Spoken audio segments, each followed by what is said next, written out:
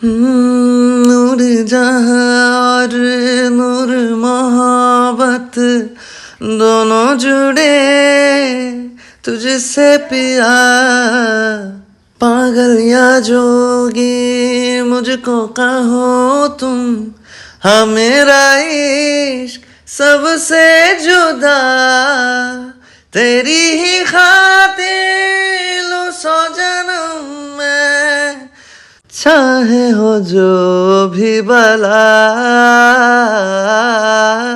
ना मैं हूँ आशिक ना मैं दीवाना, कह दो मुझे जो पिया। तेरा मेरा है प्यार अमर, तू चाहे तो कदमों में सर रख दूं। ये जीवन क्या अगर मांगे तू, मेरी जान नजर कर दूं। হামজা শক্ত মুখে তাকিয়ে বলল, তোর খাপ ছাড়া মুখে লাগাম দে জয়, নয়তো একটা থাপ্পড় মারবো, দুটো দাঁত পড়ে যাবে সামনের পার্টি থেকে। ব্যাপার না, তবে তাতে তোমার 1000 ভোট কমবে এবার। তুই একাই 1000 ভোট মারবি? আমার বাচ্চারা মারবে। এখন আবার জিজ্ঞেস করো না এত ছোট বয়সে এতগুলো কেমনে জন্মাইছি। আসলে সবই ক্যাপাসিটির ব্যাপার। বড় ভাই আমি তোর। জয় অবাক হলো। জানতামই না। আগে বলেননি কেন সাহেব? আপনি আমার ভাই, অথচ পরিচয়ই ছিল না। এই সুখ আমি সইব কেমনে? ঝন্টু সাহেব নিচে নামলেন। মেয়র সাহেব জিজ্ঞেস করলেন। জয় ফোন থেকে চোখ না তুলে বলল, চা পানি খাওয়ার হলে দুপুরে আসতাম না মেয়র কাকা। দুপুরের ভোজে কি কি আছে সেটা বলুন। মেয়র সাহেব হাসলেন। খারাপ নেই, পছন্দ হবে তোমাদের। খেলে তো ভালোই, এরকম আন্তরিকভাবে খেতে কয়জন চায়? আলোচনার ক্লাইম্যাক্স ভালো হলে খেয়ে যাব। এখন চা কফি মার্কা সুস্থ খাবার রাখুন। মেয়র বললেন, শুরু করো। আপনি বসে যান। আমাদের পরিবার থেকে কেউ মেয়র পদপ্রার্থী হয়ে নির্বাচন করেছে এবার, জানেন তো? মেয়র হেসে ফেললেন। কেন, ভয় পাচ্ছ নাকি? আমি বিরোধী দলে থাকলে তোমাদের পরিবারে ভোট পড়বে না? হামজা হাসলো। ভয়? ভয় নয়, আমার ছেলেরা আপনার সঙ্গে হাঙ্গামা করবে কাকা। আমি সুষ্ঠু নির্বাচন চাইছি, তাই আপনি বসে গেলে ঝামেলা থেকে বেঁচে গেলেন। প্রফিট আপনার, হ্যাঁ অ্যাডভাইস আমার। মেয়র বললেন, রাজনীতিতে এতগুলো বছর কাটিয়েছি হাঙ্গামার সাথে পরিচিত না হয়েই। বেশি দিন বরং ঝামেলা না হলেই মিস করি ঝামেলাকে। তো এভাবে কি সব প্রার্থীকে হাঙ্গামা থেকে রক্ষা করতে বাড়ি বাড়ি গিয়ে অনুরোধ করে আসবে? তোমার মতো এইরকম শুভাকাঙ্ক্ষী বিরোধী কয়জনের ভাগ্যে জুটেছে রাজনৈতিক জীবনে? হাসলো হামজা। কাকা, আমি শুধু ছাত্রলীগ করে যে জনতা আর ফ্রেন্ড জুটিয়েছি। আপনি 5 বছর মেয়র থেকে কেন আরও 10 বছর সময় নিলেও তার একাংশ নিজের করতে পারবেন না। আচ্ছা, ক্ষমতাধারী হয়ে গেছো তাহলে। তো সেই হিসাবে এখন তুমি ক্ষমতার জোরে প্রতিদ্বন্দ্বীহীন নির্বাচন করতে চাও? হুম, তাহলে সেই জিতকে জেতা বলা চলবে নাকি? আমি শুধু আপনাকে বসতে বলেছি। তুমি বললে আমি বসে গেলাম। ভয় পেয়েছি তোমাকে খুব, জামাই আব্বা। নাটকীয়তার সুরে বললেন মেয়র। স্বাভাবিক স্বরে জবাব দিল হামজা। কিন্তু আমি তো আপনাকে ভয় পেয়ে বসতে বলিনি। ভালোভাবে বুঝে শুনে বসে পড়ুন। বুঝলে আপনি আপনার থেকেই বসে যাবেন অবশ্য। কি বুঝবো আমি? কত কিছুই তো রয়ে গেছে বোঝার। মেয়র সাহেব শান্ত স্বরে বললেন, এমন কি বুঝার রয়েছে যার জন্য নির্দিষ্ট করে আমাকেই বসে যেতে হবে? এবং সেটা তোমার বলাতেই? আমাকে দুর্বল আর নিজেকে বেশি পাওয়ারফুল ভেবো না। ঝড় কিন্তু আগে পাওয়ার হাউসকেই ড্যামেজ করে বাপ। হাসলেন মেয়র সাহেব কথাটা বলে। হামজা হাসি মুখে বলল, আপনি বসে না গেলে বিশাল তামাশা খাড়া হবে কাকা, যেটা এমনিতেও আপনার নির্বাচন ডাউন করবে। মেয়র সাহেব প্রত্যুত্তর করলেন, তামাশা আমরা না করতে শিখেই রাজনীতিতে 28 বছর কাটাইনি। এটা ভুলে যাচ্ছ কেন পাগল ছেলে? তুমি তো সেদিনের ছেলে। যা হোক, বলো কেন বসতে হবে আমাকে? আমি চাইছি তাই, সেইটুকুই যথেষ্ট। আপনি আমার প্রতিপক্ষ বলে বলেছি, এমনটা ভাবাটা কেমন উদ্ভট হয়ে যাবে না? নির্বাচন কেমন হওয়া চাই জানেন? 1000 কয়েক প্রার্থীর ভিড়ে আমি জিতে বসে থাকবো এমন। ইনফ্যাক্ট আমি আপনাকে আর নির্বাচন করতে দেব না, ব্যাস। এই জন্য আপনি বসে যাবেন, এর চেয়ে বড় কারণ দরকার নেই আর। স্বাভাবিকভাবে জানতে চাইলেন মেয়র সাহেব। না চাওয়ার কারণ? হামজা চুপচাপ কিছুক্ষণ মেঝের দিকে চেয়ে থেকে ঠোঁট কামড়ালো, এরপর বলল, এই যেমন সেদিন আপনি জয়কে ডাকলেন কথা বলার জন্য, এরপর নিজেই আবার বোঝাই করা ট্রাক পাঠালেন জয়ের গাড়ি পিছতে। এতে উদ্দেশ্যটা কি? আপনি ডেকে আপনি কেন জয়কে মারবেন? এই প্রশ্ন উঠবে মার্ডারের পেছনে। আপনি সন্দেহের তালিকা থেকে মুক্ত হবেন, জয় টপকে যাবে। ছ্যা, 1000 বছর পুরনো টেকনিক। এই জন্য আমি বলি, রাজনীতি তরুণ জনতার জন্য। বয়স বাড়ার সাথে সাথে মানুষের এসব মারপ্যাচের জগৎ থেকে অবসর নেওয়া উচিত। এরকম মূর্খ খেলায় মজতে আমি লজ্জা পেয়েছি জানেন। আমার প্রতিপক্ষ এত কাঁচা হলে কি করে চলবে? মেয়র সাহেব শুধু চেয়ে রইলেন হামজার দিকে। সুচালো চোখে হামজা জিজ্ঞেস করল, কেন মারতে চেয়েছেন জয়কে? মেয়র সাহেব চাপা স্বরে বললেন, জয় নিঃসন্দেহে ছাত্রনেতা হিসেবে খুব দায়িত্বশীল ভাইস প্রেসিডেন্ট, অথচ তলে তলে কুকীর্তির অভাব রাখে না সে। তা তো অজানা না আমার। তবুও কোনোদিন তোমার গিট্টু খুলতে যায়নি সোসাইটিতে। বাচ্চা মানুষ তুমি, দাপট করে বেড়াও, একাই ঝরে যাবে দিন গেলে। কিন্তু এবার জয় কি করলো? একটা মেয়েকে খেয়ে দিয়ে ভোগে পাঠিয়ে দিয়েছে। তা করেছে, তাতেও দোষ দিচ্ছি না, পুরুষ মানুষ করতেই পারে। কিন্তু আমার ডাক পড়লো 2 দিন পিবিআই ডিপার্টমেন্টে, বাড়িতে তল্লাশি চললো উল্টে পাল্টে। এ পর্যায়ে মেয়র সাহেব বিক্ষুব্ধ হয়ে উঠলেন। আমার রেপুটেশন খেতে উঠে পড়ে লেগেছো 2 ভাই। আমি তোমাদের জান হজম না করে ছেড়ে দেই কিভাবে? এখন আবার এসেছো হুমকি দিয়ে লাঠি কেড়ে নিতে? বাচ্চাদের খেলাঘরের মতো বিবেচনা বোধ তোমার। তোমার নিজেকে কাঁচা খেলোয়াড় মনে হয় না হামজা? আজও ঝন্টু সাহেবের যে চিন্তাধারা এবং শীতল দাপুটে আচরণ, তাতে হামজা খুব মজা পায়। বরাবরই এই লোকের বিরুদ্ধে পলিটিক্যাল টেক্সট চালিয়ে মনের মতো বিরোধী মনে হয় এনাকে। হামজা চুপ করে থাকলো কিছুক্ষণ, পরে বলল, জয় এসব করেছে, তা কোনো ভিত্তিতে বলছেন আপনি? মেয়র পান খাওয়া লালচে দাঁত বের করে ক্যাটক্যাটে হেসে উঠলেন। আমারও ভিত্তি খুঁজছে ছেলে, দেখো কাণ্ড। হামজা জানালো, জয় এসব করেনি। তা না হয় প্রশাসন জানে, তুমি তো জানি জয় করেছে। হামজা জোর দিয়ে বলল, এবার প্রশাসন যা জানে আপনার আমারও তাই জানার, কারণ সত্যিটা তাই। দুনিয়ার সব অপরাধ তো আর জয় একা করতে পারে না, ওরও তো একটা ক্লান্তি আছে অপরাধ করে। কালুও করতে পারে কাজটা, রাজনের লোকেরা করতে পারে। দিনাজপুরে যে একটা শীর্ষ সন্ত্রাস ত্রাসের সাম্রাজ্য করে তাতে বাসাই করছে, তা ভুলে যাচ্ছেন আপনি কাকা। মেয়র সাহেবের চেয়ে রইলেন কিছুক্ষণ হামজার দিকে। শান্ত, শীতল, দ্রুত নেতাকর্মী হামজা। কোনো কিছুতে বিচলিত হবার প্রবণতা দেখা যায় না তার চেহারায়। মেয়র সাহেব বললেন, রাজন নাও করতে পারে, তুমিও করতে পারো, বেটা ছেলে মানুষ বলে কথা। তুমি ভিত্তি খুঁজছিলে না, ভিত্তি দেই তোমাকে। ধরো যে ঘটনাটা ঘটেছে মেয়েটার সাথে, তা তোমরা করেছো কোনো কারণে, আর এখন তার দায় আমার উপর চাপিয়ে আমার বদনাম করে ডাউন করতে চাচ্ছ। দুটো নিশানা একটা তীর, হতে পারে নাকি এরকম? আমাকে বসিয়ে মেয়র হবে পাটোয়ারি পরিবারের কেউ, এটাই তো বলতে এসেছো? যখন দেখলে নির্বাচন খুব কাছে এসে গেছে, প্রতীকও বের হয়ে গেছে, আমাকে জেলে পুরা হলো না, তীর লাগলো না আমার গায়ে, তোমরা 3 বাপ বেটাই জন্মের ফাঁসা ফেসে গেছো, আর বাড়ি চলে এসেছে বাড়ির ছেলে দুটো। কথা শেষ করে সোফায় গা এলিয়ে বসলেন ঝন্টু সাহেব। হামজা ডানে বাঁয়ে ঘাড় ঘুরিয়ে গম্ভীর স্বরে বলল, বেশি বুঝছেন আপনি কাকা, জয় কিছুই করেনি। আমি যা কামিয়েছি এই লাইনে, এবার চাইলে সংসদ নির্বাচন করলে সংসদে একটা সিটও আমার ঘাড়ে পড়ে যেত নির্ভেজালভাবে। তবে এত তাড়াতাড়ি লাভ দিয়ে কোলা খাওয়ার নয় আমার।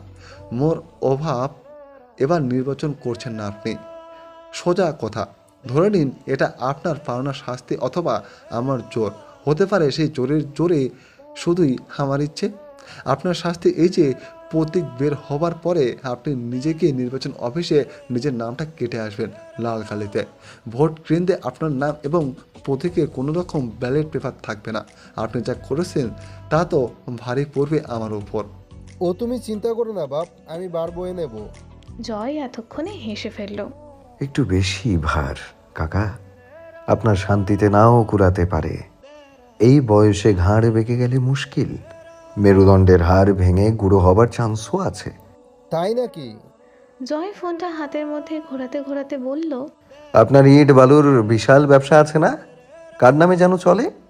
আপনার বউ থুক্কু চাচির নামে। নাকি মেয়ে?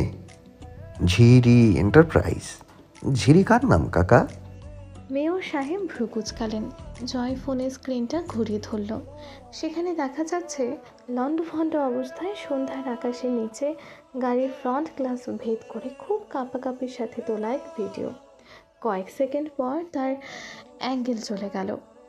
গাড়ির ভেতর থেকে জানালা দিয়ে হাত বাড়িয়ে পিছনের দিকের দৃশ্য শ্যুট করা কোনো ভিডিও ফুটেজ, যেখানে স্পষ্ট দেখা যাচ্ছে যে ট্রাকটা এতক্ষণে এই গাড়ির সামনে ছিল, তা গাড়িটাকে পাশ কাটিয়ে এখন পেছনে চলে গেছে। ট্রাকের পেছনে বেশ বড় করে রং দিয়ে লেখা ঝিরি এন্টারপ্রাইজ। ভিডিওটা তৈরি হয়ে গিয়েছিল জয়ের ফোনের ব্যাক ক্যামেরাতে। সেদিন যখন সে কবিরের ভ্যাটকানো ছবি তুলতে ক্যামেরা অন করেছিল, ঝন্টু সাহেব মুখভঙ্গিমা দেখে বোঝা গেল না তিনি কি করবেন। খুব খাঁটি রাজনীতিবিদ, বহু বছরের চলাচল এই পথে তার। দুজনে বেরিয়ে এলো বাড়ি থেকে। পাশেরটাই হামজার শ্বশুর বাড়ি। জয় খোঁচা মারল। যাও শ্বশুর বাড়ি, মধুর হাড়ি ভেঙে পেট ফুলিয়ে এসো। মানে আমি আবার গেলে প্রেগনেন্ট হয়ে পেট ফুলবে তা বলছি না, গিলবে, গিলে পেট ফুলাবে। তোমাদেরই তো দিন, আমরা বাল সিঙ্গেল মানুষ, না আছে বউ না আছে শ্বশুর বাড়ি। হামজা খুনুই দিয়ে গলা আঁকড়ে ধরল জয়ের। রাস্তার মাঝে দুজনের কুস্তাকুস্তি বেঁধে গেল একজোট। কবির একটু দূরে দাঁড়িয়ে খালি হাসে। জয় একসময় নিজেকে ছাড়িয়ে হাঁপায়। তোমার ওই পাণ্ডবের মতো হাত দিয়ে আমার গলা চাপলে রুহ ব্যথায় না হোক বিরক্তিতেই বেরিয়ে আসবে। এই গায়ে ডিও মিও কিছু মারো না, সে কি গন্ধ, ভাবি কাছে আসে তো। হামজা আবারও তেড়ে গেল রাস্তার ওপারে। জয় জোরে দৌড় দেয়, সাথে গালাগাল দিচ্ছে। একটু দূরে গিয়ে ঝুঁকে দাঁড়িয়ে হাঁটুতে হাত রেখে দম ফেলে বলল, তুমি থানায় না কোথায় যাবে যাও, আমাকে এখন আর পাবে না। কবির চলে আয়, আমরা আজ পিকনিক করব। রাতে ব্যাডমিন্টন ম্যাচ আছে আমার। ভালো হ। আলগা জ্ঞান দিতে আসবে না, কানে ব্যথা হয় আমার। সকাল 7টার বাস। আমজাদ সাহেব রাবেয়া এবং অন্তুর সিট খুঁজে ওদের বসিয়ে দিয়ে পাশের দোকান থেকে একটা পানির বোতল কিনতে নামলেন। অন্তু আর রাবেয়া পাশের সিটে বসেছেন। আমজাদ সাহেবের সিটটা আলাদা, কিন্তু দেখা গেল সেখানে এক সিটে একটি মহিলার জায়গা। অন্তু উঠে দাঁড়ালো। আব্বু, তুমি আমার পাশে বসো, আমি ওই আন্টির কাছে বসছি। আমজাদ সাহেব একটু ভাবলেন, পরে গিয়ে বসলেন রাবেয়ার পাশে। অন্তুকে বললেন অসুবিধা হলেই ডাকতে। অন্তিকের আশার ছিল আজ বাপের সাথে এসেছে অন্তু। জোয়ান চাচাতো ভাইরা এসে নিজেদের বাপের পাশে দাঁড়াবে। আমজাদ সাহেবের সেই কপাল নেই। ছেলে বলেছে বউকে ডাক্তারের কাছে নিতে হবে। অন্তুর একটা বড় ভাই আছে, এ কথা স্বীকার করতেও বাঁধে তার আজকাল। সে জানে না অন্তিক কেন এমন হলো। অন্তুকে নিতে চাইছিলেন না আমজাদ সাহেব। মেয়ে মানুষ, সালিশে গিয়ে অত লোকের মাঝে দাঁড়াবে, লোকে ভালো চোখে দেখবে না ব্যাপারটা। অন্তু ধৃত গলায় বলেছিল, আব্বু, আমি কোনোদিনও যেন তোমার দুর্বলতা না হয়ে উঠি।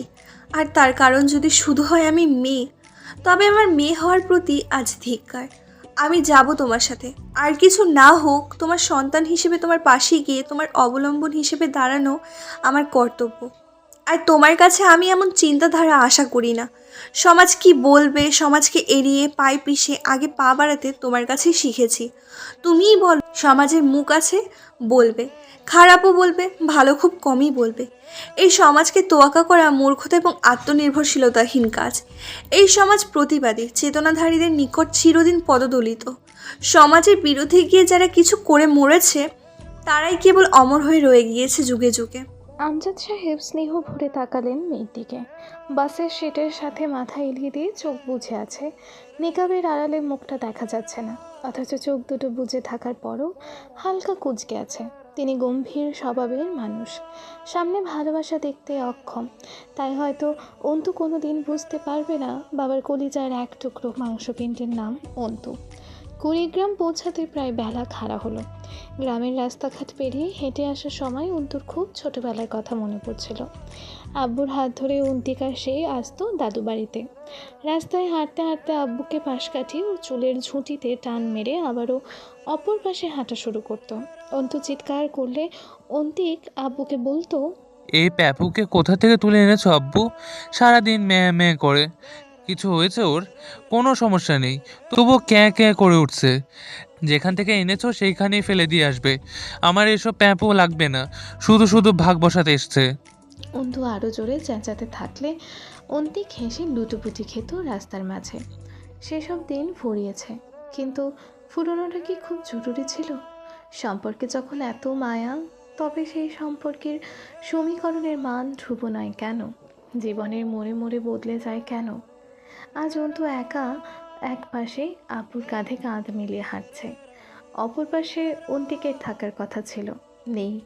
সেই রাস্তা আছে, আব্বু আছে, অন্তু আছে, অন্তিক কেন বদলেছে? অন্তুর মেজ ফুপুর বাড়ি দাদার বাড়ির পাশে।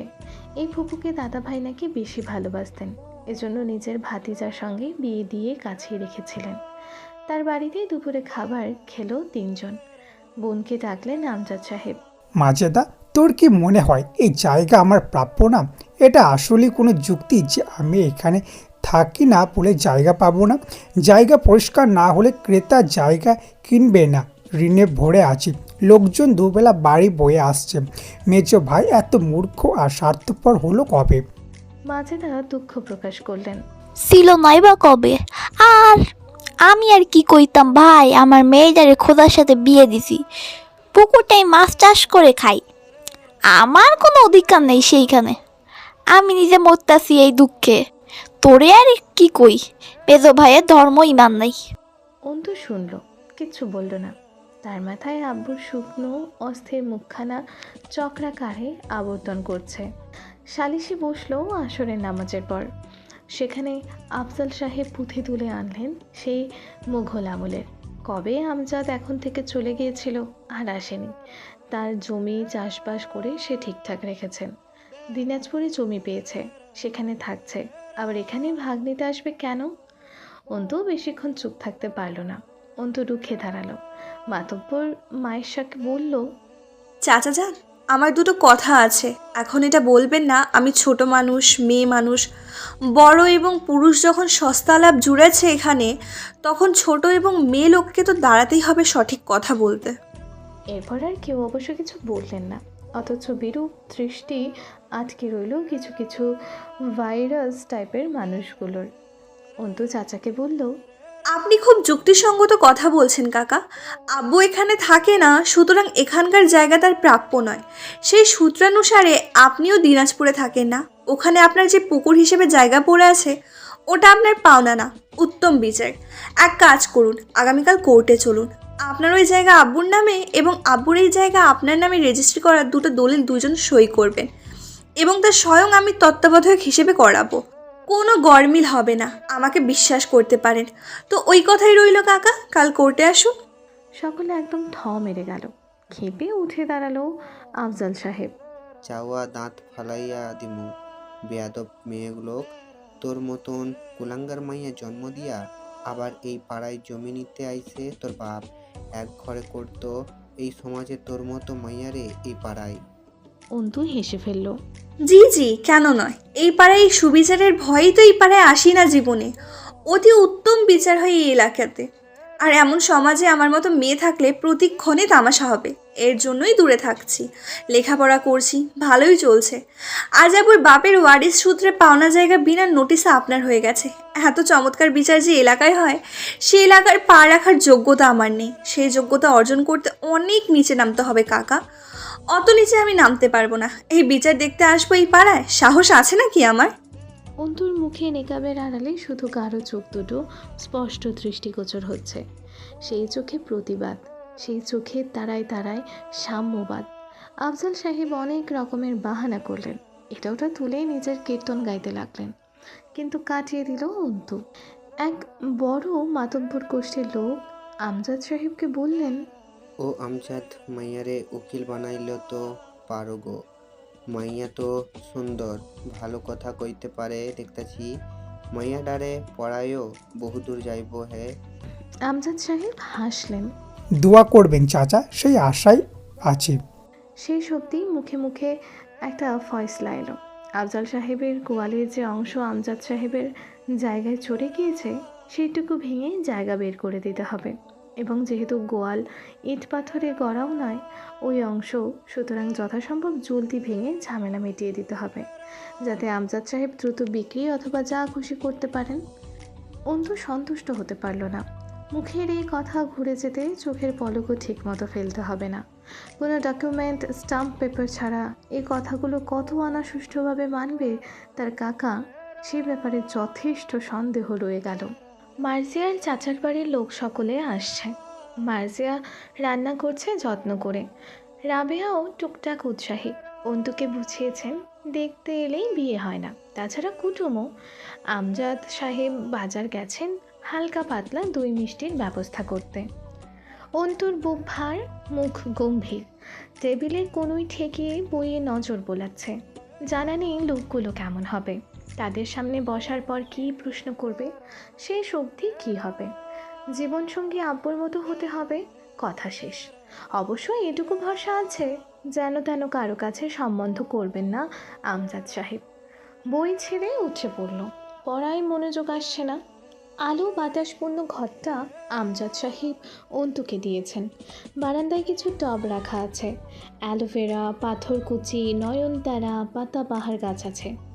বারান্দা থেকে আলো ঠিকরে আসছে রুমে। রুমের মাঝে কিছুক্ষণ পায়চারি করলো।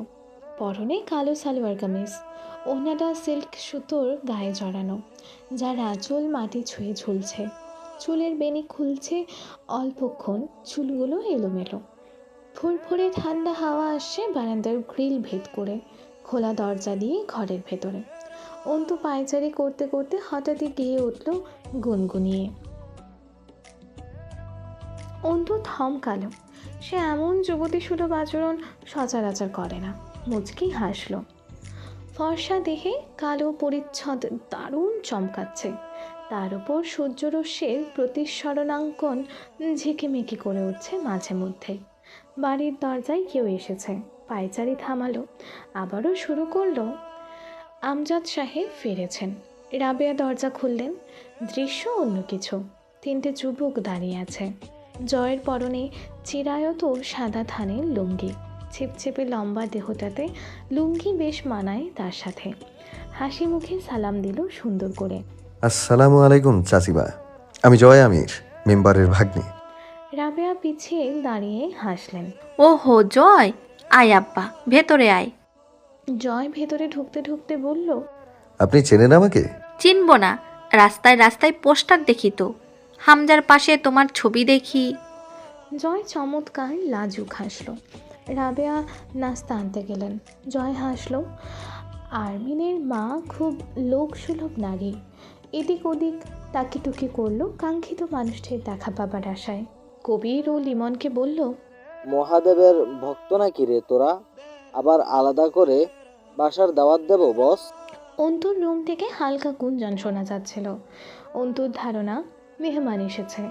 পরক্ষণে মনে হলো পাওনাদার এসে আমার সাথে বিবাদ বাঁধিয়েছে। খানিক মানসিক প্রস্তুতির সাথে চুলগুলো হাত দিয়ে একটু এইদিক ওইদিক থেকে সরিয়ে দ্রুত কালো ওড়নাটি জড়িয়ে নিল মাথা দেহে। ওড়নার বর্ধিত এক প্রান্ত দ্বারা মুখটা ঢাকলো আলতো করে। বসার রুমে পা রাখতে চোখাচোখি হলো জয়ের সাথে। ঝাঁকুনি দিয়ে কেঁপে উঠল শরীরটা অন্তর। থমকানো হাতের শিথিলতায় মুখের আবরণ সরে ঠোঁট ফাঁকা হলো সামান্য। জয় চোখ সরালো না, বেহায়ের মতো গিলল অন্তুর শরৎটুকু। এর আগে সে তার চপল প্রতিদ্বন্দ্বীকে দেখেনি। তার দৃষ্টিতে বহু কিছুর সংমিশ্রণ। প্রথমে ক্রূর হাসি ছিল, সেটা একসময় বিলীন হয়ে অভিভূত হয়েছে চোখ দুটো। ধীরে ধীরে সময়ের আবর্তনে তাতে মিশেছে ক্রমশ মুগ্ধতা। বেশি হলে 4 সেকেন্ডের ব্যবধানে অঘটন ঘটল। চোখের পলকে মুখের আবরণ তুলে নিল অন্তু। মেরুদণ্ড শক্ত করে দাঁড়ালো। আপনি এখানে এসেছেন কেন? বাড়ি অবধি পৌঁছে গেছেন? আগে থেকে চিনতেন আমার বাড়ি? জয় নিজস্ব ভঙ্গিমায় নজর ফিরিয়ে নিল। পায়ের ওপর পা তুলে বসল। সোফার ওপরিভাগে এক হাত ছড়িয়ে বেশ আরাম করে অন্তুর প্রশ্নের জবাব দিল। বাড়িতে অতিথি এলে এভাবে ট্রিট করো আরমিন? Not good. ছে, অতিথি ভেদে আচরণের রং ভিন্ন ভিন্ন রকমের হয়। আমার এই অতিথি হিসেবে একটু বেশি পছন্দ হবারই কথা। আফটার অল আমি অন্তু মুখের কাঠামো শক্ত করল। রাবেয়া এলেন, তার মুখে স্মিত হাসি। জয় নিজের ফর্ম চেঞ্জ করে ভদ্র হলো। রাবেয়ার হাতে ট্রের দিকে চেয়ে বলল, আরে আন্টি, এসবের কি? দুটো কথা বলতে এসেছি, তা না শুনে কি সব আয়োজনে লেগেছেন? ছেলে বেশি কথা বলো। স্বর নরম করলেন। খা বাপ, ঠান্ডা পানি আনি। অন্তু হতাশ হলো। তার মাথা ভীষণ সরল, যে কোনো যুবক যুবতীকে খাতির করেন। মহানবী যুবকদের ভালোবাসতেন তাই। জয় এক টুকরো খাবার তোলে, দাঁতের আগায় ছোট্ট কামড় দিয়ে রাবেয়ার চোখ বাজিয়ে অন্তুকে চোখ মারল। শয়তানের মতো হাসলো। রাবেয়াকে জিজ্ঞেস করলো, আজ কোনো আয়োজন আছে নাকি বাড়িতে চাচিমা? গম গম করছে বাড়ি কেমন? রাবেয়া হাসলেন। হ বাপ, আমার ছেলের শ্বশুরবাড়ির লোক আসবে, সাথে অন্তরে দেখতে আইতেছে। জয় ভ্রু উঁচিয়ে হাসলো। আচ্ছা। অন্তু মায়ের ওপর বিরক্তিতে দাঁতে দাঁত খিঁচল, কিন্তু ভেতরে গেল না। কী উদ্দেশ্য এসেছে জয় আমির তা অনিশ্চিত। রাবেয়া জিজ্ঞেস করলেন, কেন আইছিলি বাপ? আসলে চাচিমা, ক্লাবের চাঁদা নিতে এসেছিলাম। জোর জবরদস্তি নেই কোনো, ইচ্ছে হলে। রাবেয়া উঠে দাঁড়ালেন। এমনে বলতাছো কেন? পাড়ার ক্লাব তো আমাদের সুরক্ষা। হামজা, তুমি, এরা তো সোনার ছেলে। দাঁড়া। রাবেয়া গেলে অন্তুর ওপর খ্যাঁক খ্যাঁক করে উঠল জয়। আম্মা জান তো ভালোই, তুমি শাড়ি এরকম খিটখিটে কেন? অন্তু ঝাঁঝিয়ে উঠল। দুর্ভাগ্যবশত আম্মা আপনার প্রকৃতি জানে না। কেন এসেছেন সেটা বলুন। তোমারে দেখতে আইছিলাম, তুমি যা খেসরা। ধন্য করলেন। জয় ঢক ঢক করে এক গ্লাস পানি খেলো। অন্তু বেশ শান্ত স্বরে বলল, আপনাদের ক্লাবের জন্য চাঁদা চাইতে আসতে লজ্জা করলো না? কি কাজে লাগে ওই শয়তানের ঘাঁটি? বাড়ি বয়ে এসে যদি থাপড়ে দেয়, ব্যাপারটা খারাপ দেখাবে না? আরমিন, চুপ করো, নয়তো তোমার মাটা মানবো বলে মনে হয় না। থাপড়ে চারটা দাঁত উপড়ে দেব। বাড়ি অবধি যখন চলে এসেছি, তোমার টুটি চেপে ধরে দম আটকে মারতে কতক্ষণ? অন্তু চুপ রইল। সে ভয় পাচ্ছে না এমন নয়, জয়ের মতো উগ্র ছাত্রনেতাদের ভয় পাওয়াই তো নিয়ম। ওরা জঙ্গলি। জয় মুখ ভ্যাংচায়। আজ নাকি বলি দেয়া হবে তোমার? কোন মনসুর আসতেছে দেখতে? নজর ঘুরিয়ে পুরো আপাত মস্তক ওপর নিচ করে দেখল অন্তু। ভালোই লাগছে তার। অন্তু সেই নজর লক্ষ্য করে জমে গেল যেন। বাড়ি বয়ে এসে এক অমানব তার শরীর মাপছে। আল্লাহ পাক কবে পিছু ছাড়াবেন এই শয়তানের থেকে? রাবেয়া উৎফুল্ল পায়ে ডুবে ঢুকলেন। তার হাতে জড়ানো মুচড়ানো দুটো শখ টাকার নোট। জয় কবিরকে ইশারা দিতে রাবেয়া বললেন, চলবে এতে? টাকা জয় দেখেইনি, তার নজর ছিল অন্তুর শরীরে। দ্রুত মাথা হেলিয়ে বলল, চলবে? হ্যাঁ হ্যাঁ চলবে চাচিমা, না চললে ধাক্কা মারবো। আমজাদ সাহেব ভেতরে ঢুকে একটু অবাক হয়ে গেলেন। সঙ্গে সঙ্গে সালাম দিল জয়। আসসালামু আলাইকুম কাকা, ভালো আছেন? শরীর টরীর ভালো? আমজাদ সাহেব তীক্ষ্ণ চোখে চেয়ে গম্ভীর হাসলেন। ভালোই। কি ব্যাপার? এই তো কাকা, বিশেষ কিছু নয়। কবে এসেছো ঢাকা থেকে? দিন কয়েক হলো। আপনি নাকি রিটায়ার করেছেন? করতে তো সকালেই হয় রে বাপ। আমজাদ সাহেব ভেতরে ঢুকে গেলেন। অন্তু গেল না। রাবেয়া জিজ্ঞেস করলেন, তোমার আব্বা আম্মারা সব ভালো আছে তো জয়? জয় একটু বিপাকে পড়ল যেন এবার। ঠোঁট কামড়ালো। ওপারে ভালোই আছে মনে হয়। মরার পর আর দুঃখ কিসের মানুষের? আঁতকে উঠলেন রাবেয়া। সে কি, কেউ নেই? জয় জবাব দিল না। অন্তু এই প্রথম জয়ের মুখটা কিঞ্চিত শুকনো দেখল। প্রথমবার রসিক জয়কে গম্ভীর দেখালো। রাবেয়ার মায়া হলো তাগড়া ছেলের অমন নীরব অপরাগ মুখ দেখে। সস্নেহে কাছে গিয়ে বসে চুলে হাত বোলালেন। একা থাকো বাড়িতে? জয় মাথা নাড়ল। মামার কাছে থাকি। আচ্ছা, আজ আসি, আবার আসবো। আবার আসবে, মাঝে মধ্যেই আসবে কিন্তু।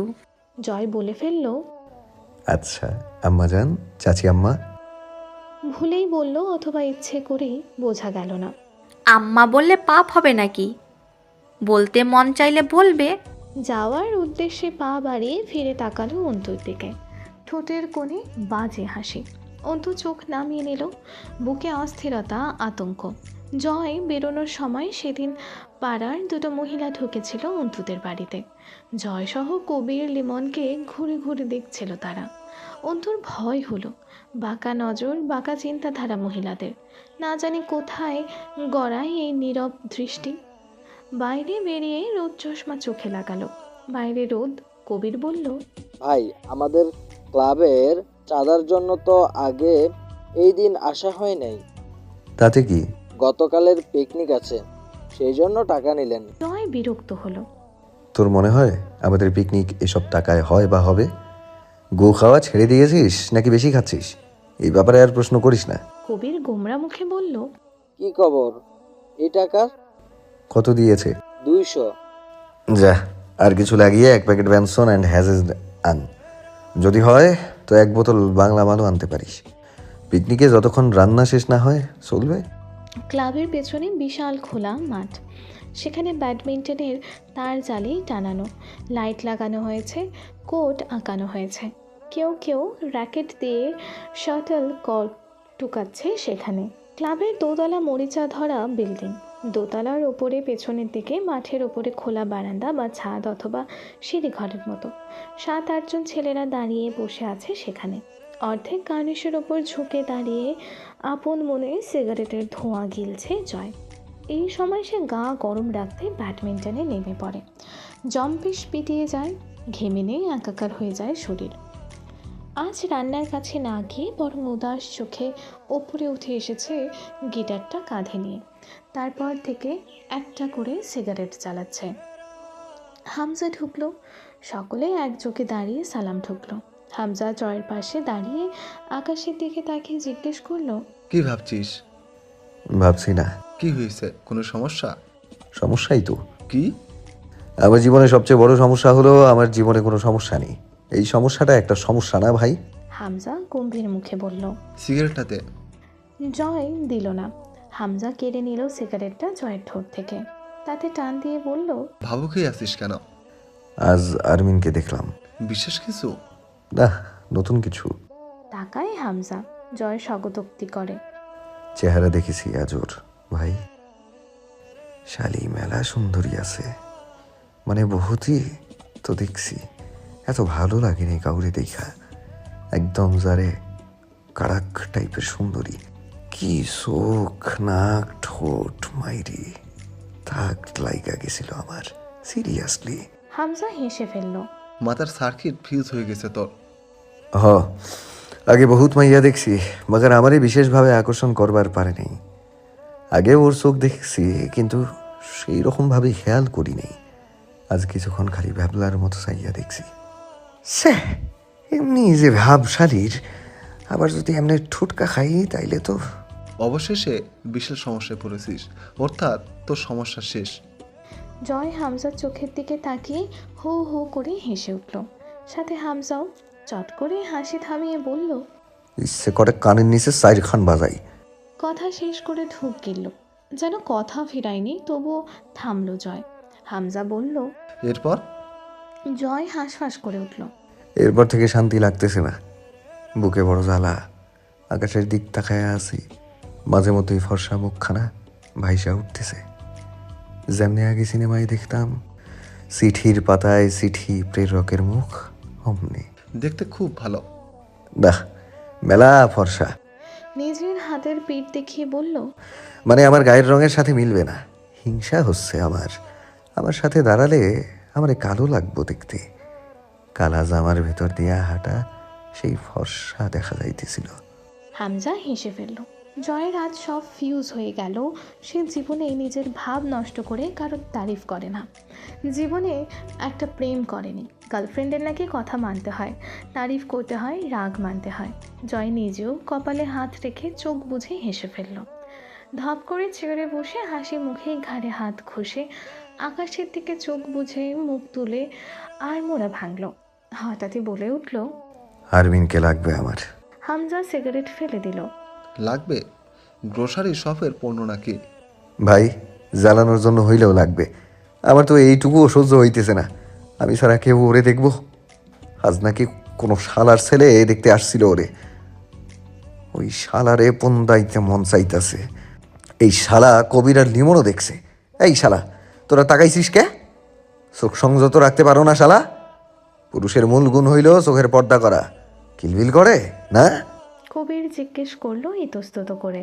ভাই, আপনি কি মাইয়ার প্রেমে পড়ছেন? গলা কাঁপিয়ে হাসলো জয়। ও, অত্যাধিক মাত্রার প্রেম। এই প্রেমের খাতিরে ওই চেংড়িরে কোরবান করতেও রাজি আছি রে কইব্রা। সিঁড়ি বেয়ে নামতে নামতে বলল, ওইসব আমার সিলেবাসে নাই রে। প্রেম হচ্ছে একটা কমিটমেন্ট, মানে আটকে থাকা। জয় আমির কোথাও কখনো কমিটেড হতে পারে না। ওসব ভুদাইদের কাজ কাম। মেয়েবাজি আলাদা বিষয়, কিন্তু ওসব কাব্যিক প্রেম প্রীতি আমার সিস্টেমে নাই। ছোট লোকই কারবার। নেমে গেল গিটারটা কাঁধে করে খোলা ছাদ থেকে।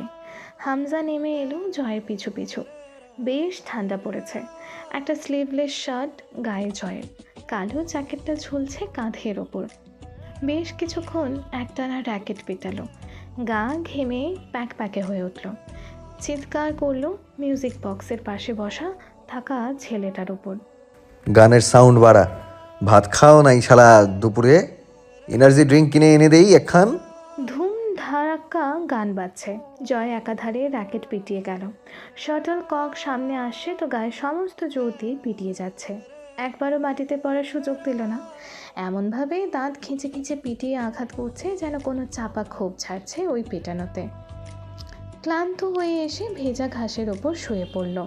এই ভালো এই খারাপ, ও প্রেম মানে মিষ্টি পায়, চলো মানে মানে দিয়ে ফেলি ডুব, তুমি আমি মিলে দুজনেই মনটাকে বেঁধে ফেলি সাত পাকে, চলো ছোট খাটো করি ভুল চুক, তুমি আমি মিলে সাজিয়েছি ছোট্ট এক ফালি সুখ, রাজি আছি আজকে বৃষ্টি নামুক, তুমি আমি ভিজবো দুজনে খুব, ভরসা দিলে। তারপরেরটুকুই আর গাইল না। আবারও নতুন সুর তুলল গিটারে। এবারে ঝাঁঝালো সুর উঠেছে। ছেলেরা বিমোহিতের মতো ঢুলছে তালে তালে। জয়ের প্রাণোচ্ছল চঞ্চলতা ক্লাবের ছেলেদের প্রাণশক্তি যোগায়। ওরা নেশাক্ত এক একটা জয়ের ওপর। জয়ের গানের গলা অদ্ভুত সুন্দর। কেমন এক গা ছমছম মাথায় কেঁপে ওঠে গলাটা। যখন সে গলা ছেড়ে ব্যান্ড পার্টির মতো মাথা নাড়িয়ে পাগলের মতো গান গায়, জয় আবারও গাইল। তুমি কি দেখেছো কভু জীবনের পরাজয়, দুঃখের দহনে করুণ রোদনে তিলে তিলে তার ক্ষয়, তিলে তিলে তার ক্ষয়।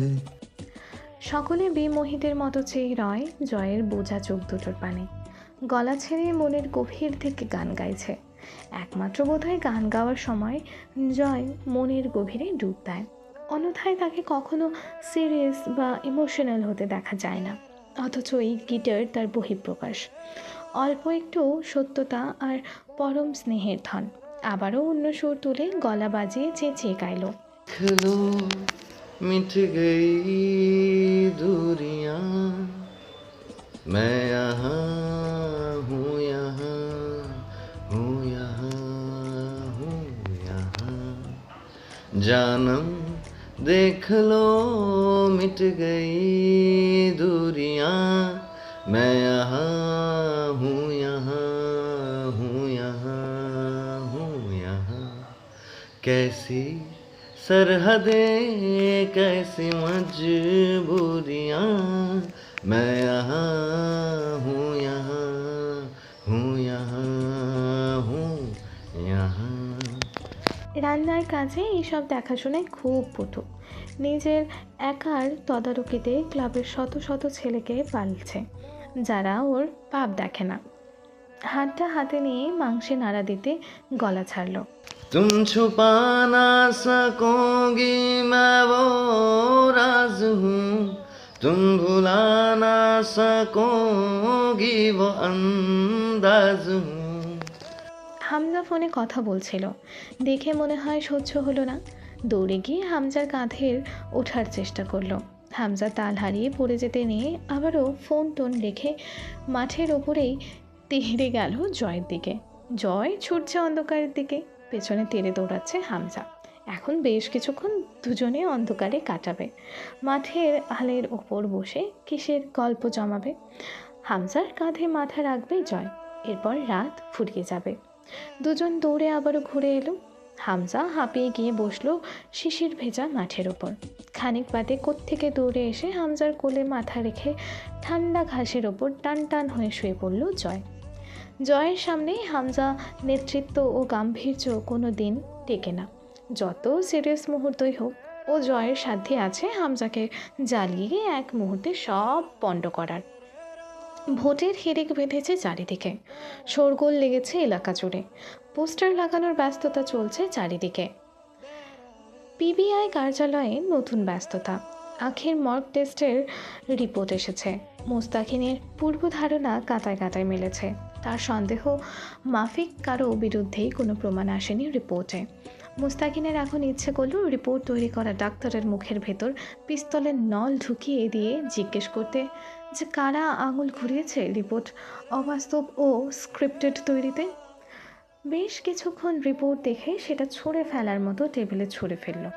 এমন কিছুই রিপোর্টে নেই যে যা দ্বারা অপরাধী শনাক্ত করা যায় বা কোনো ক্লু পাওয়া যায়। পুরো নিরপেক্ষ একটা রিপোর্ট, যেখানে শুধু প্রকাশ পেয়েছে আখিকে মারা হয়েছে কিভাবে, তার দেহে কী কী ক্ষতি সাধিত হয়েছে। লাশ আখির বাড়িতে পাঠানো হয়েছে।